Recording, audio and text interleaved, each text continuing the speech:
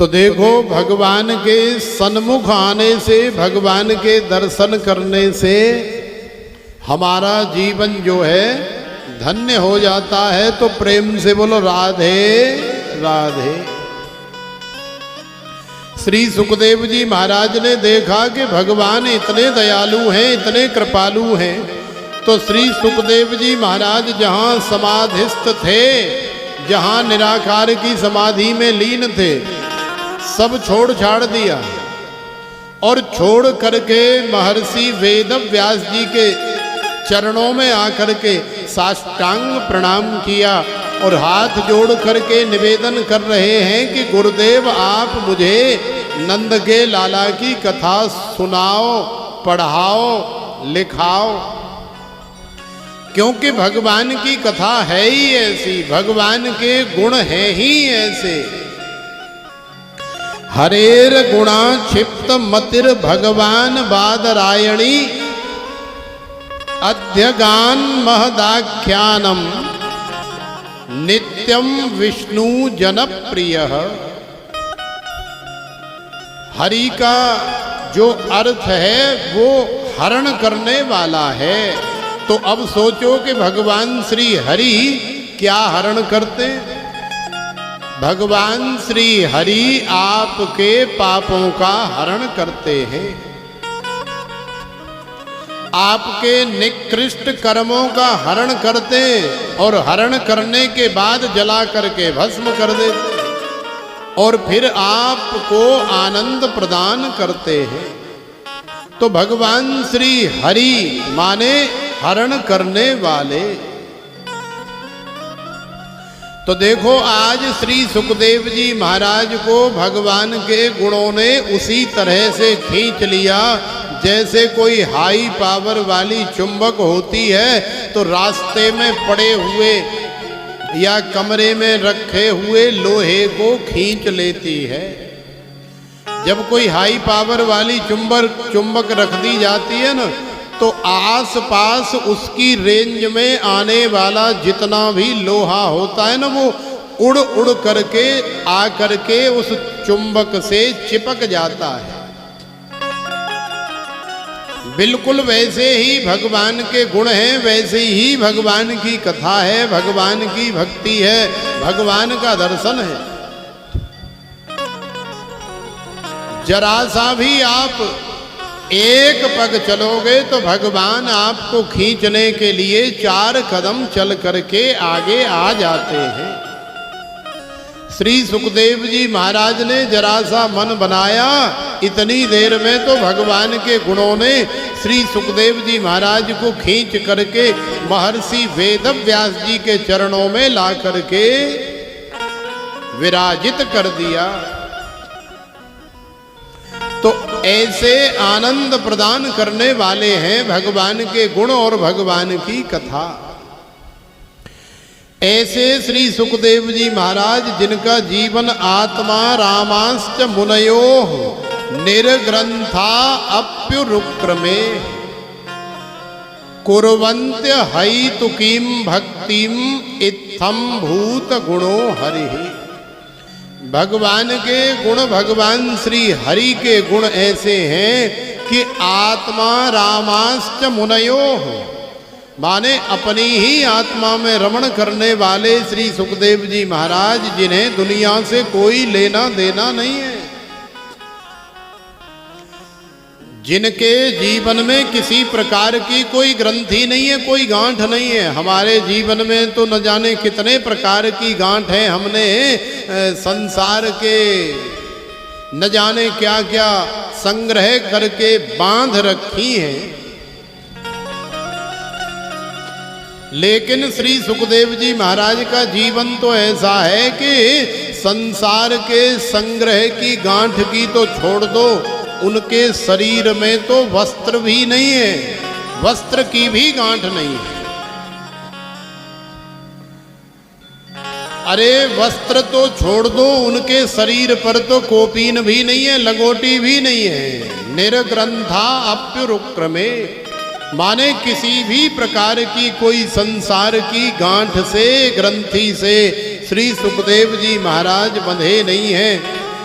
ऐसे श्री सुखदेव जी महाराज को भगवान की कथा ने, भगवान के गुणों ने ऐसे खींच लिया जैसे चुंबक जो है लोहे को खींच लेती है और अपने से चुपका लेती है। उसी तरह से श्री सुखदेव जी महाराज आ गए। महर्षि वेदव्यास जी ने श्री सुखदेव जी महाराज का अध्ययन कराया, भगवान की कथा पढ़ाई, भगवान की कथा सुनाई, सारी लीला श्री सुखदेव जी महाराज के हृदय में विराजमान कर दी, बिठा दी। अब श्री सुखदेव जी महाराज का भी जीवन जो है भगवान की कथामय हो गया, श्री कृष्णमय हो गया, श्री राधिकामय हो गया। अब निराकार से वो साकार हो गए। अब जो आनंद आ रहा है वो पहले नहीं आ रहा था। देखो पेड़ तो सूखा भी होता है, लेकिन सूखे पेड़ में वो आनंद नहीं है, वो रस नहीं है जो एक हरे भरे पेड़ में है। माने जो रस से युक्त पेड़ है उसमें जो आनंद है वो सूखे में कहाँ है। भाई यदि कभी रास्ते से गुजर रहे हो और कहीं हरियाली हो, सुंदर फूल खिले हो, कहीं ज्यादा गाढ़ी सीरक हो, धूप लग रही हो, तो सीरक में जाकर के आराम कर लिया जाता है, पानी वानी पी लिया जाता है। कोई सूखे पेड़ के नीचे जाकर के आराम करता है, पानी पीता है? नहीं। तो रसदार हरे भरे पेड़ की आवश्यकता है। यदि आपके पास मोबाइल है और मन कर रहा है कि आराम करते हुए, सीरक लेते हुए दो चार सेल्फी हो जाएं, दो चार फोटो वोटो भी निकाल लिए जाएं, तो फोटो भी वहीं निकाला जाता है जहां रस है, जहां हरियाली है, जहां आनंद है। अब सूखी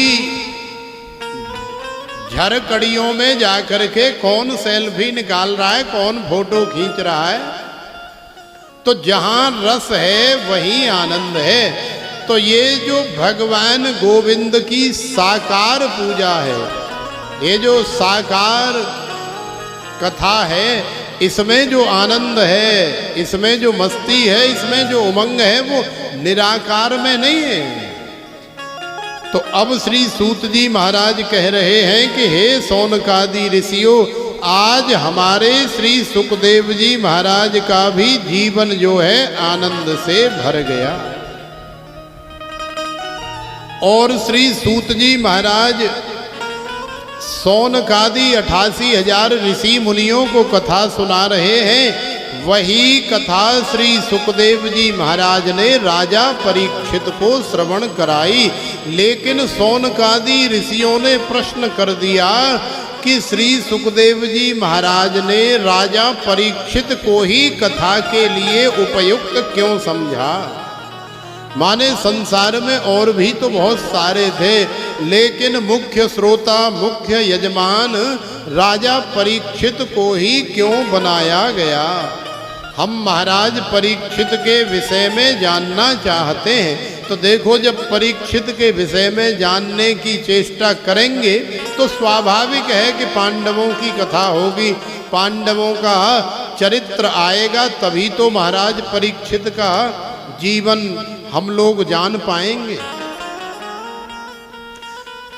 तो श्री सूत जी महाराज कथा सुना रहे हैं कि यदा मृधे कौरव सृंजयानाम वीरे स्वथो वीर गतिम गतेषु वृकोदरा विद्ध गदाभिमर्श भगनोरुदंडे धृतराष्ट्र पुत्रे।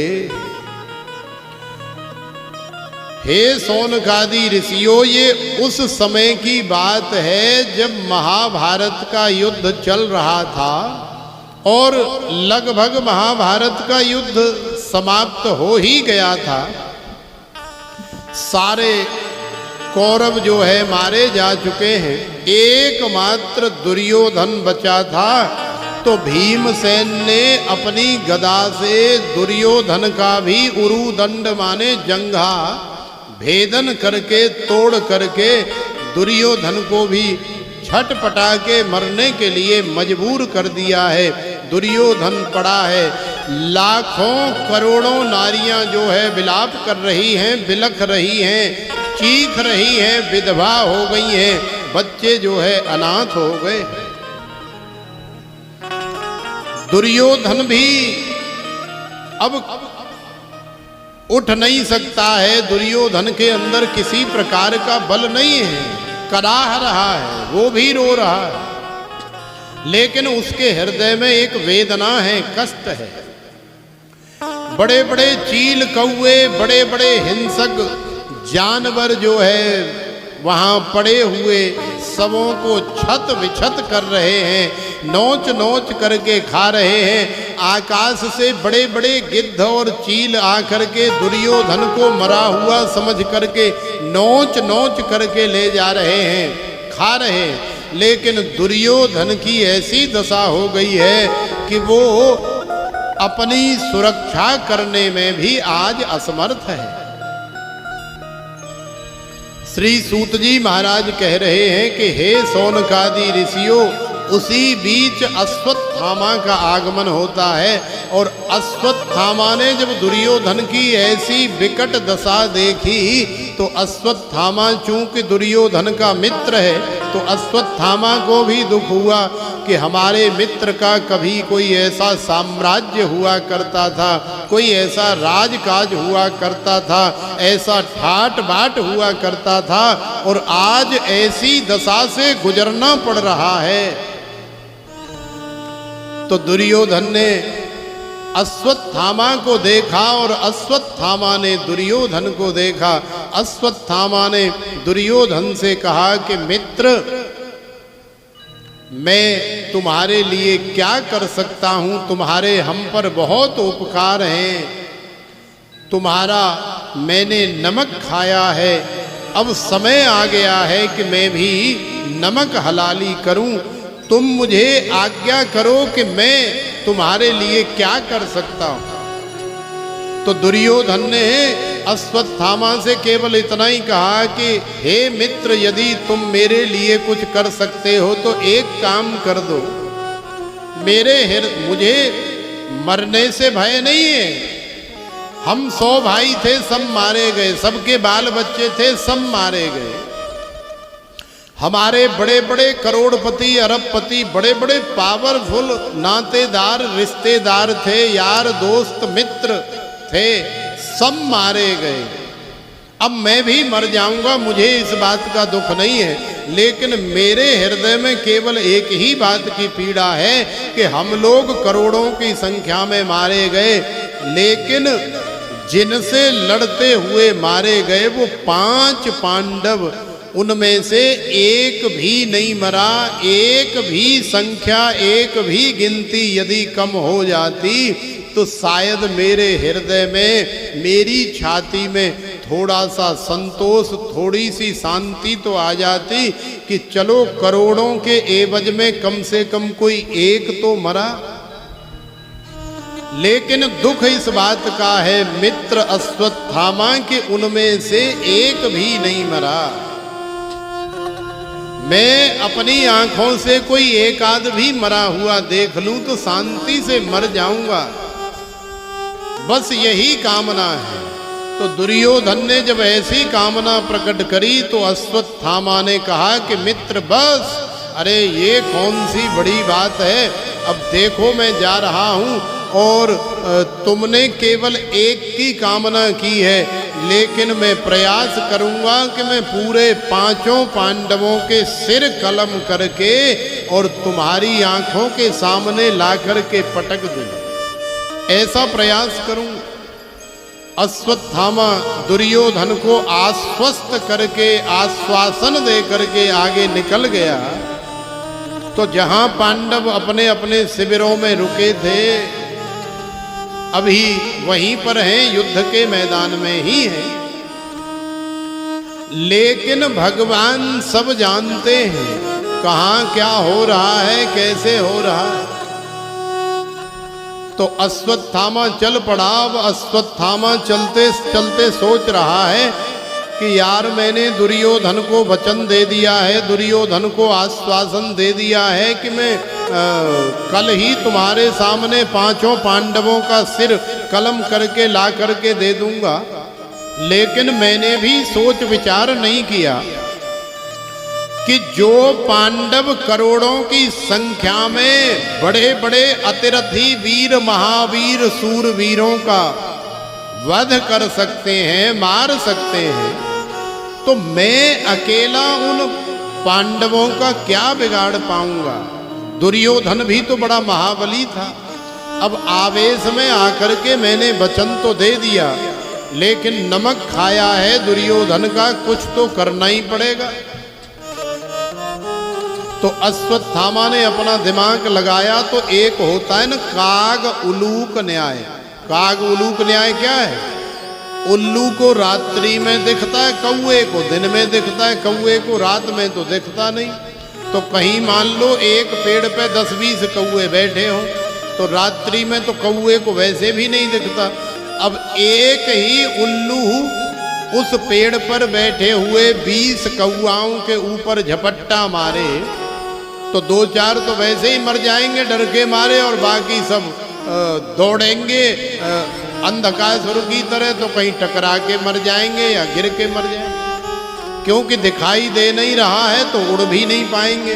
तो काग उलूक न्याय ये अश्वत्थामा ने अपनाया कि वैसे तो पांडव बहुत बलशाली है, पांडवों का सामना मैं दिन में नहीं कर सकता और सामने जा कर के युद्ध नहीं कर सकता, लेकिन काग उलूक न्याय से काम चलाया जा सकता है। रात्रि में 12-1 बजे जब सारे पांडव सो रहे होंगे और धीरे से चुपके से जा कर के मैं उनके सिर काट करके बोरी में भर के और रात्रि में ही चल दूंगा। सुबह होते ही और दुर्योधन के आंखों के सामने बोरी ऐसे ऊपर कर दूंगा। सारे कटे हुए सिर जब दुर्योधन देखेगा तो बड़ा प्रसन्न हो जाएगा और न जाने क्या मुझे देगा। तो देखो अश्वत्थामा ऐसा सोच रहा है। अब रात्रि भी हो गई, रात्रि हो गई तो रात्रि के 12-12:30 बजे अश्वत्थामा शिविर के पास में पहुंचा। लेकिन भगवान तो जानते हैं, तो भगवान ने अर्जुन से और युधिष्ठिर से और पांडवों से कहा कि देखो भाई अब युद्ध तो आप लोगों ने जीत लिया है, तो युद्ध जीतने की खुशी में, राजपाट पाने की खुशी में थोड़ा पार्टी वार्टी हो जाए, थोड़ा मौज मस्ती हो जाए, थोड़ा आनंद हो जाए, थोड़ा चलो कहीं जा करके और थोड़ा आनंद लेते। तो भगवान जानते हैं, तो भगवान ने उसी शिविर में जो 5 बालक हैं पांडवों के, बिल्कुल 2 कॉपी हैं, क्योंकि 5 बालक 5 ही पांडवों के हैं। तो सबका जो मुख है वो बिल्कुल अपने अपने पिता की 2 कॉपी है।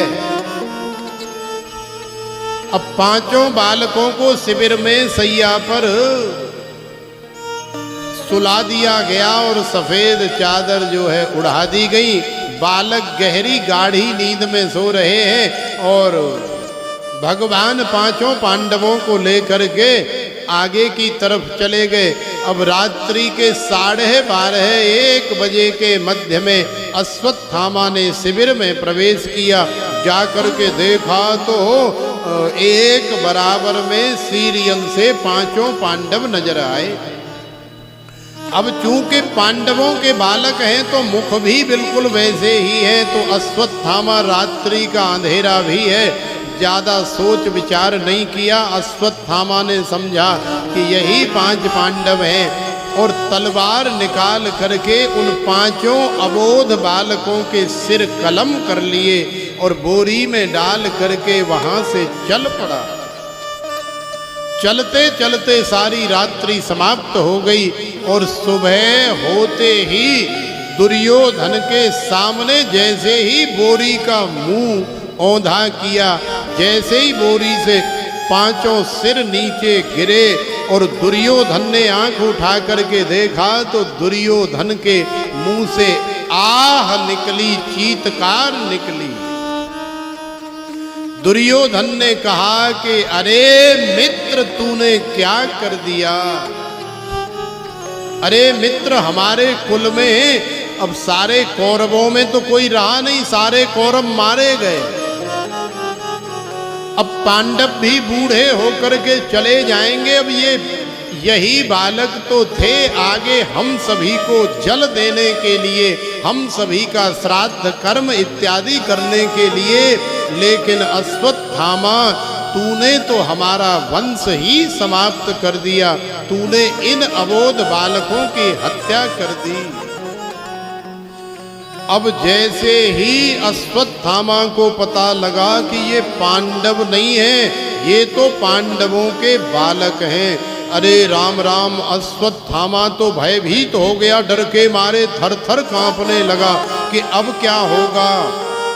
माने अब मेरी मृत्यु निश्चित है, अब मुझे मरना पड़ेगा। अर्जुन और बाकी पांडव मुझे छोड़ने वाले नहीं हैं। अब आनन फानन में घबरा करके अश्वत्थामा दुर्योधन को भी छोड़ करके वहां से भागा अपनी जान बचाने के लिए। और इधर सुबह जब द्रौपदी और पांडव लौट करके आए भगवान के साथ शिविर में, तो द्रौपदी ने देखा, हे भगवान, ये क्या हो गया? पांचों बालकों का शरीर तो वहां मौजूद है, लेकिन बालकों के सिर नहीं है। श्री सूत जी महाराज कह रहे हैं कि द्रौपदी चीत्कार कर रही है, विलाप कर रही है, करुण क्रंदन कर रही है। द्रौपदी के हृदय की क्या दशा है, क्या वेदना है, ये तो केवल एक माता ही समझ सकती है जिसने अपने युवा बालक को खोया हो। माता शिशूनाम निधनम सुतानाम निशम्य घोरम परितप्यमाना तदारु दद्वास्पकलाकुलाक्षी ताम सांत्वयन्नाह किरीटमाली। द्रौपदी की इस विकल दशा को, विकट दशा को देख करके अर्जुन से रहा नहीं गया और अर्जुन ने भी गांडीव उठा लिया और प्रतिज्ञा कर ली कि द्रौपदी, ये निकृष्ट कर्म, ये कुकृत्य जिसने भी किया है, तुम चिंता मत करो, मैं उसे छोड़ूंगा नहीं, मैं उसे लेकर के आऊंगा, तुम्हारे चरणों में डाल दूंगा, बांध करके ला करके पटक दूंगा, फिर तुम उसे जो दंड देना चाहो दे सकती हो। तो आज अर्जुन ने द्रौपदी के सामने ये प्रतिज्ञा कर ली और प्रतिज्ञा करके अर्जुन निकल पड़े अश्वत्थामा को पकड़ने के लिए। आगे देखा तो अश्वत्थामा आकाश मंडल से उड़ करके जा रहा है।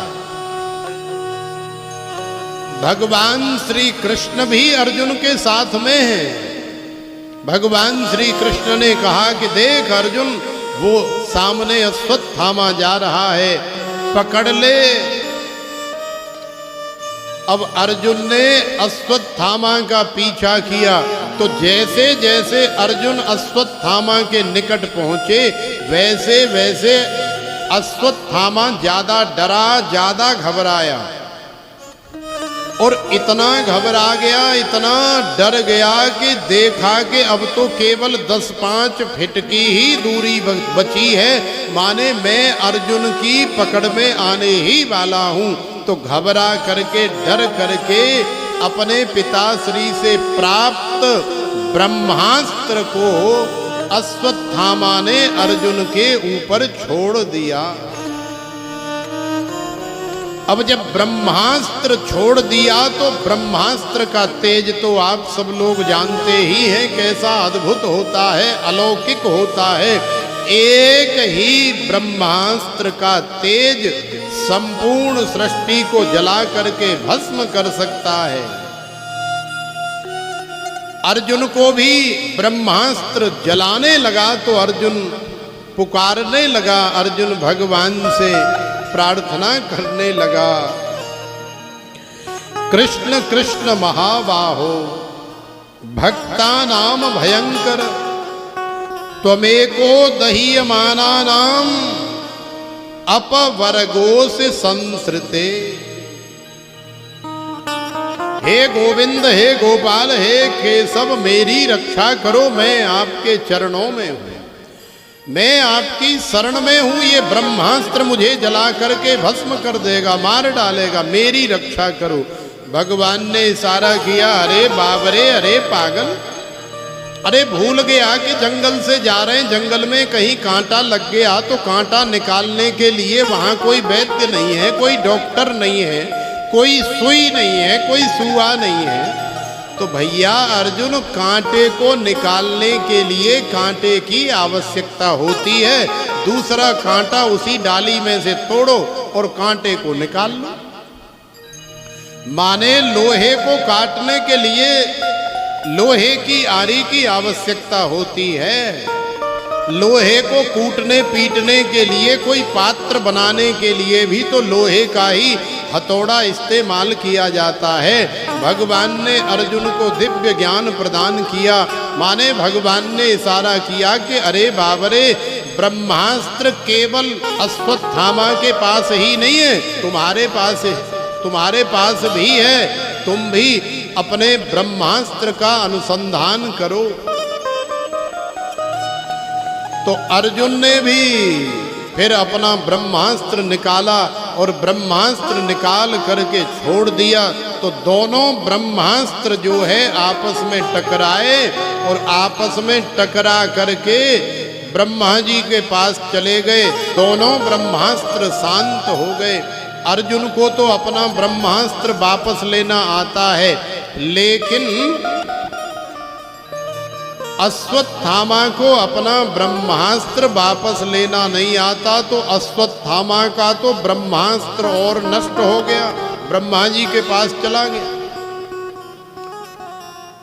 अब अश्वत्थामा के पास और कोई ऐसा हथियार नहीं है जो अर्जुन को रोक सके। अर्जुन ने धड़ाम से फट से पकड़ लिया और रस्सी से जकड़ करके, बांध करके और खींच करके, कड़ेर करके, जैसे किसी रथ से या गाड़ी से किसी को बांध करके हाथ पैर और गाड़ी में बांध करके उसे घसीट करके ले जाया जाए, जिससे उसके सारे टखने घुटने, सारा शरीर रोड में रगड़ रगड़ के छिल छिल करके इतना घायल हो जाए, इतना संतृष्ट हो जाए कि वो अपनी मौत की भीख मांगे कि भाई मुझे इतना मत तड़पाओ, मुझे मार डालो, मुझे काट डालो, लेकिन इतना दुख मत दो। अर्जुन अपनी प्रतिज्ञा पूरी करने के लिए और द्रौपदी के सामने अश्वत्थामा को बांध करके ले गए। द्रौपदी ने जैसे ही अश्वत्थामा को देखा तो द्रौपदी ने देखते ही अर्जुन को कर्री नजरों से देखा, अर्जुन को डांट लगाई, फटकार लगाई। अर्जुन ने कहा कि ये लो देवी, मैंने अपनी प्रतिज्ञा पूरी की, तुम्हारे बालकों का वध करने वाला ये दुष्ट अश्वत्थामा मैंने लाकर के तुम्हारे सामने पटक दिया है। अब आप इसे जैसे मारना चाहो, जैसे काटना चाहो, आप इसके साथ जो सल्यूट करना चाहो कर सकती हो, आप स्वतंत्र हो। लेकिन मत्तम प्रमत्तम उन्मत्तम सुप्तम बालम स्त्रियम जड़म प्रपन्नम विरथम भीतम न रिपुम हंत धर्मवित्। धर्मवेत्ता पुरुष स्त्री को, बालक को, मतवाले को, पागल को, सोते हुए शत्रु को कभी मारा नहीं करते। इसने अधर्म किया है। भगवान ने भी कहा कि अर्जुन इसे छोड़ना मत। अर्जुन ने कहा कि सरकार छोड़ने वाला तो नहीं, परंतु द्रौपदी जो है कर्री नजरों से मुझे देख रही है, इसे तो मार नहीं रही, उल्टा मुझे ही इशारा कर रही है कि इसे छोड़ दो। लेकिन आखिरकार द्रौपदी ऐसा क्यों कह रही है? द्रौपदी का हृदय उसकी दशा देख करके दया से भर आया है। अब द्रौपदी ये विचार कर रही है कि मेरे साथ में तो जो होना था वो हो गया, मेरे बालक तो जाने थे वो चले गए, वो इसे मार देने से, काट देने से या इसे जला देने से मेरे बालक तो लौट करके वापस आने वाले नहीं हैं। लेकिन यदि इसे छोड़ दिया जाए तो ज्यादा अच्छा होगा, ज्यादा बेहतर होगा। क्यों? क्योंकि आज मेरी जो दशा हो रही है, यदि इसे मार दिया गया तो हमारी गुरु माता माने गुरु पत्नी की भी यही दशा होगी। और वो तो बेचारी अकेली और हैं, गुरुजी तो पहले ही चले गए, द्रोणाचार्य जी। अब उनके पास केवल एक पुत्र अश्वत्थामा का सहारा है।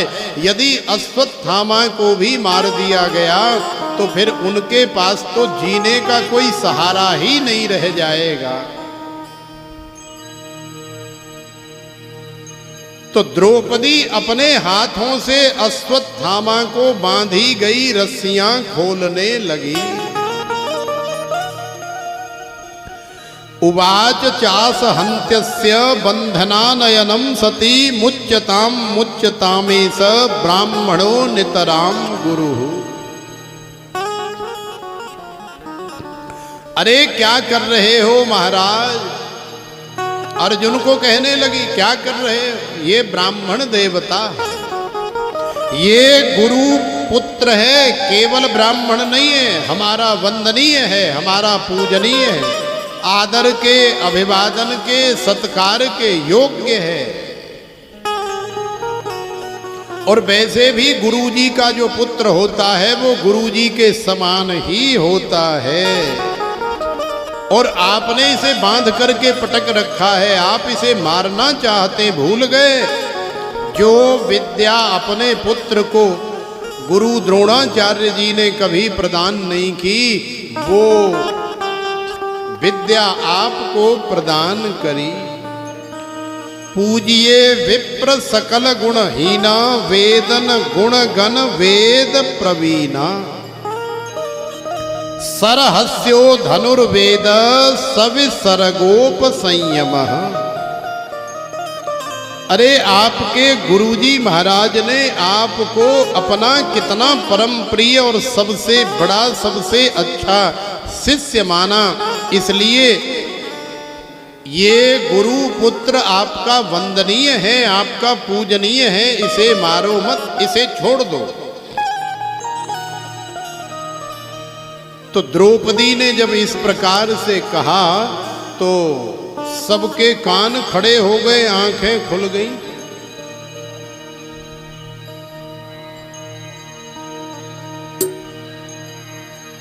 सबके कान जो है खड़े हो गए और आंखें खुल गई। द्रौपदी ने जब ऐसा कहा तो सब सोचने लगे कि भाई ये क्या कह रही है, ऐसे क्यों कह रही है, आखिरकार ऐसी कौन सी बात है?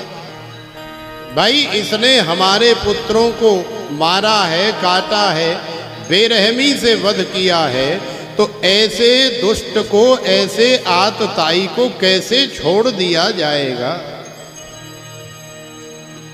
भगवान की तरफ देखने लगे अर्जुन, भगवान से कहने लगे कि अब आप ही बताओ कन्हैया क्या किया जाए। तो कन्हैया ने, द्वारिकाधीश ने भी कह दिया कि भैया अब हम क्या बताएं।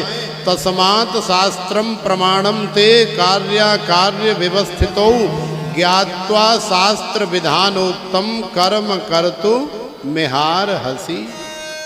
माने जैसे धर्म ग्रंथ, जैसे हमारे शास्त्र आदेश करते हैं, वैसे ही आप करो। लेकिन याद रखना कि ब्रह्म बंधुर्न हंतव्य आतताई वधारहण मयई वो भयमामनाथम परिपाहियान शासनम।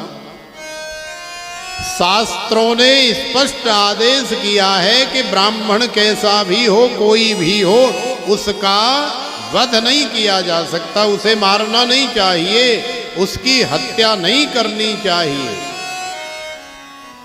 लेकिन शास्त्रों ने ये भी स्पष्ट कहा है कि आतताई कोई भी हो, किसी भी वर्ण का हो, किसी भी जाति का हो, जो आतताई हो, जिसने अबोध बालकों की हत्या की हो, जिसने सोते हुए को मारा हो, जिसने किसी नारी का हरण किया हो, किसी नारी का जीवन बर्बाद किया हो या हत्या इत्यादि की हो, ऐसा जो आतताई है वो जीवित छोड़ने लायक नहीं है, उसे मार देना चाहिए।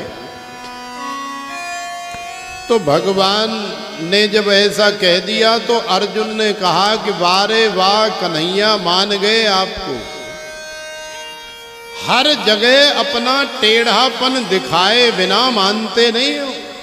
माने दोनों ही बात कर दी आपने। दोनों बात कैसे?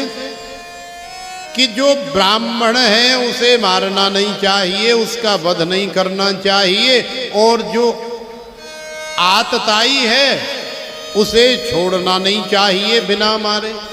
तो महाराज ये शरीर से ब्राह्मण है और वैसे आतताई है, अब क्या करें? इसे मारे नहीं तो क्या इसकी पूजा करें?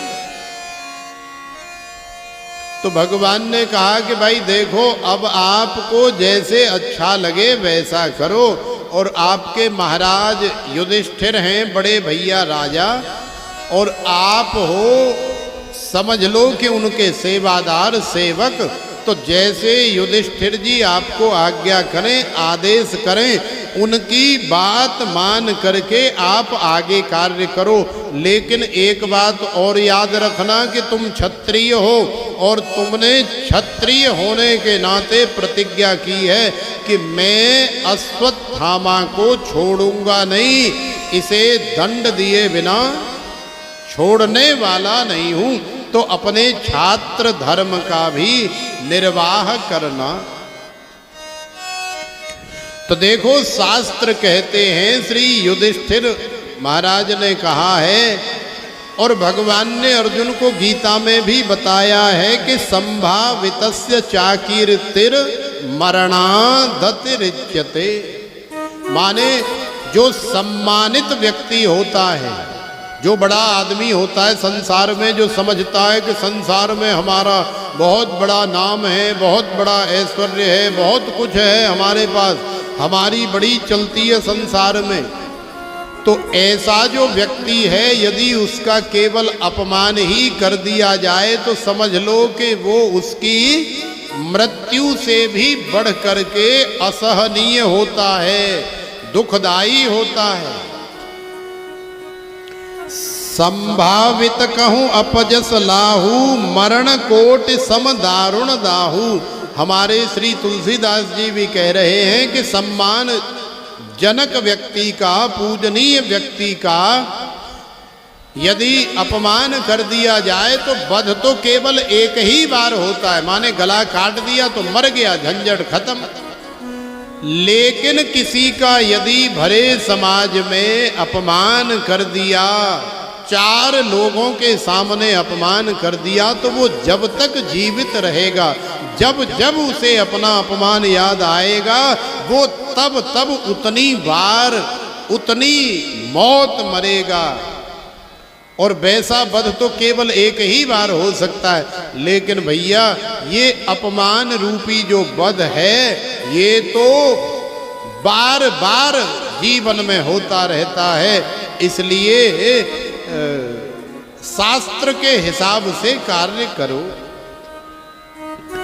वपनम द्रविणादानम स्थाना निर्यापणम तथा एष हे ब्रह्मबंधूनाम वधो नान्योस्ति दैहिक। दैहिक रूप से ब्राह्मण का और गुरु पुत्र का वध नहीं किया जा सकता। श्री युधिष्ठिर जी महाराज ने कहा भैया इसे छोड़ दो, द्रौपदी भी कह रही है इसे छोड़ दो, लेकिन अर्जुन ने कहा कि नहीं मैं इसे नहीं छोड़ूंगा। और फिर जब अर्जुन भी राजी हो गए कि भैया जब बड़े भैया कह रहे हैं, द्रौपदी कह रही है और भगवान भी कुछ नहीं कह रहे, तो चलो छोड़ दो कोई बात नहीं। लेकिन भीमसेन ने अपनी गदा संभाल ली, बोले तुम यदि सब छोड़ भी दोगे तो मैं इसे छोड़ने वाला नहीं हूं। मैं इसकी खोपड़ी में ऐसी गदा मारूंगा कि जैसे तरबूजा फट जाता है ना, ऐसे ही इसकी खोपड़ी फट जाएगी और ये मर जाएगा। मैं इसे छोड़ने वाला नहीं हूं। तो जैसे तैसे करके भीमसेन को मनाया और भगवान ने अर्जुन की तरफ इशारा किया कि संभावितस्य चाकीर्तिर मरणादतिरिच्यते।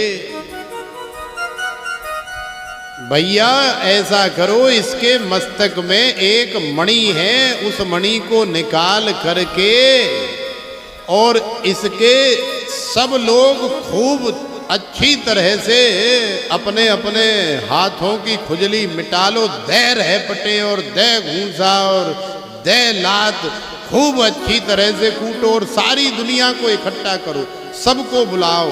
माने सारे संसार में पता लगना चाहिए कि अश्वत्थामा की कुटाई हुई है, अश्वत्थामा का अपमान हुआ है, अश्वत्थामा को यहाँ से बेइज्जत करके निकाला गया है, भगाया गया है। तो फिर वो जब जब इस सीन को, इस दृश्य को याद करेगा, वो तब तब मृत्यु को प्राप्त होगा। माने जीवित होते हुए भी वो रोज डेली एक बार तो मरेगा ही मरेगा। तो जब ऐसी सुंदर युक्ति बताई तो बस सब शुरू हो गए और भीमसेन ने उसके मस्तक में ऐसे नाखूनों से उंगलियां गाड़ दी और उसकी मणि निकाल करके और खूब कर रही तरह से सबने हाथ साफ कर लिए, सबने खूब पिटाई करी अश्वत्थामा की। लाखों नर नारियों को बुला करके सारे संसार में ये खबर फैला दी गई और अश्वत्थामा को सबके सामने बेइज्जत करके, निर्वस्त्र करके, मुंह काला करके और न जाने क्या क्या करके, जूतों की माला उसके गले में पहना करके और फिर उसे धक्का दे करके वहां से निकाल दिया। तो देखो आज भी, क्योंकि अश्वत्थामा चिरंजीव है, अश्वत्थामा बलिर्व्यासो हनुमांश्च विभीषणः कृपः परशुरामश्च सप्तैते चिरजीविनः। ये 7 चिरंजीवी हैं। अश्वत्थामा का गला काट दिया जाता तो एक बार में 1 मिनट में उसकी सारी दुविधा खत्म हो जाती, मर जाती। लेकिन चिरंजीव बना दिया, मरेगा नहीं, मरने का प्रयास भी करेगा, चाहे कुआं में कूद जाए, चाहे अग्नि में कूद जाए, चाहे खुद अपना गला काट ले तो भी नहीं मरेगा, जीवित रहना पड़ेगा। जबरदस्ती रोज डेली न जाने कितनी बार मरना पड़ेगा, क्योंकि ऐसा निकृष्ट कर्म अश्वत्थामा ने किया है। तो देखो ये टेढ़ी टांग वाले बांके बिहारी, रमण बिहारी ऐसे हैं कि ये ऐसी सुंदर शिक्षा हमें प्रदान करते हैं, ऐसी युक्ति मुक्ति कथा के माध्यम से, शास्त्रों के माध्यम से बताते हैं कि हमारा जीवन धन्य हो जाता है। तो आइए, बड़ा सुंदर सा भाव है, तेरी बांकी अदाने।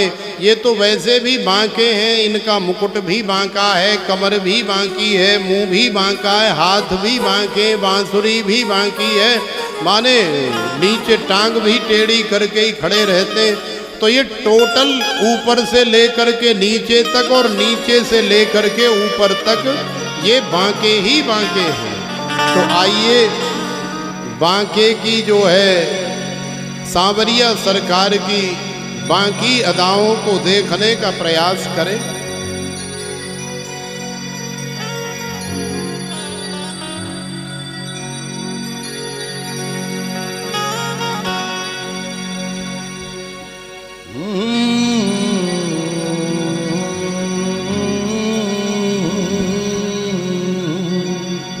हो तेरी बाकी अदा ने ओ सांवरे,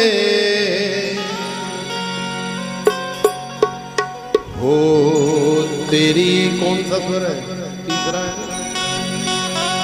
हो तेरी बाकी अदा ने ओ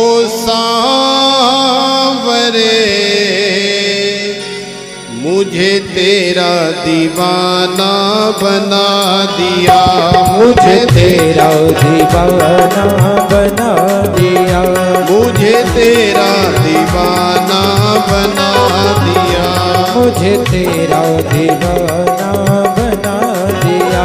तेरी बाकी अदा ने ओ सांवरे, तेरी बाकी अदा ने ओ सांवरे, तेरी बाकी अदा ने ओ सांवरे, तेरी बाकी अदा ने ओ सांवरे, मुझे तेरा दीवाना बना दिया, मुझे तेरा दीवाना बना दिया।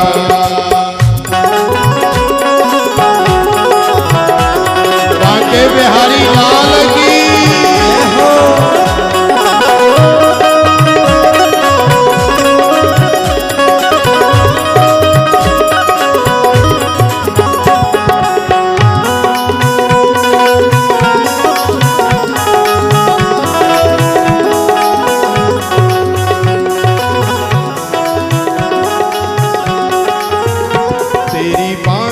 कमर तेरी तिरछी नजर, तेरी बाकी कमर तेरी तिरछी नजर, तेरी बाकी कमर तेरी तिरछी नजर, तेरी बाकी कमर तेरी तिरछी नजर, तेरी बाकी कमर तेरी तिरछी नजर, तेरी बाकी कमर तेरी तिरछी नजर, तेरी बाकी कमर तेरी तिरछी नजर, तेरी बाकी कमर तेरी तिरछी नजर, मुझे तेरा दीवाना बना दिया, मुझे तेरा दीवाना बना दिया।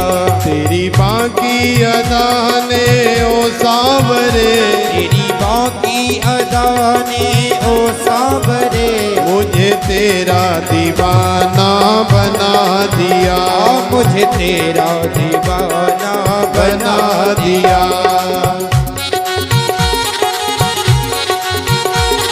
राधे राधे।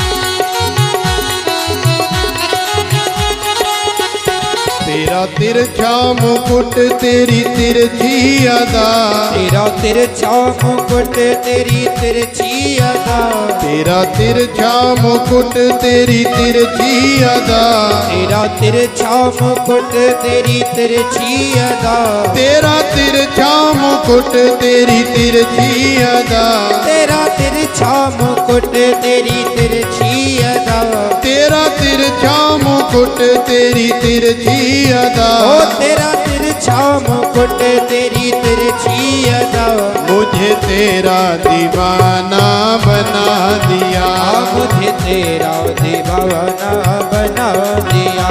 तेरी बाकी अदा ने ओ सांवरे, तेरी बाकी अदा ने ओ सांवरे, मुझे तेरा दीवाना बना दिया, मुझे तेरा दीवाना बना दिया।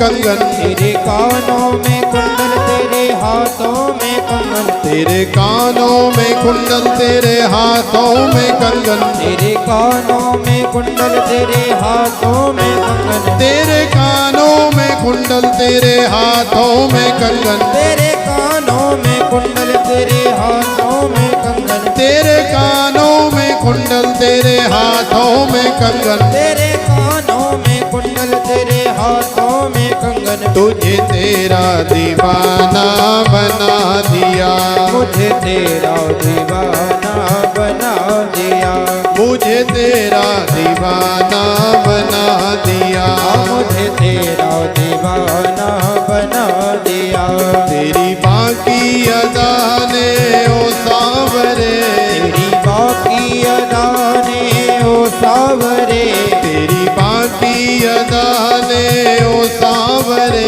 तेरी बाकी अदा ने ओ सावरे, मुझे तेरा दीवाना बना दिया, मुझे तेरा दीवाना बना दिया, मुझे तेरा दीवाना बना दिया, मुझे तेरा दीवाना बना दिया, तेरी बाकी अदा ने ओ सावरे, तेरी बाकी अदा ने ओ सावरे, तेरी बाकी अदा ने ओ सावरे, तेरी बाकी अदा ने ओ सावरे, मुझे तेरा दीवाना बना दिया, मुझे तेरा दीवाना बना दिया, मुझे तेरा दीवाना बना दिया, मुझे तेरा दीवाना बना दिया, मुझे तेरा दीवाना बना दिया, मुझे तेरा दीवाना बना